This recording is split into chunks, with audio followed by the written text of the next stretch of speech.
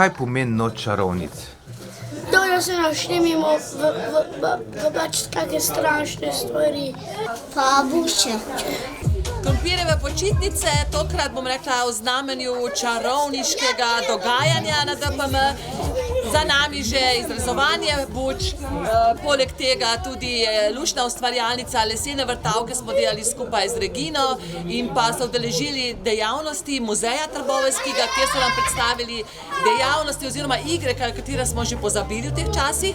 Pred nami še kino predstava, danes pa čarovniški žur, tako da ustvarjamo, pripravili smo prostor, ga okrasili, našli najbolj, bom rekla tako, tiste strašljive komade, se poslikava obrazov poteka, prav tako pa tudi kuharska delavnica, pripravljajo čarobne napoje in pa eno tako čarovniško sladico.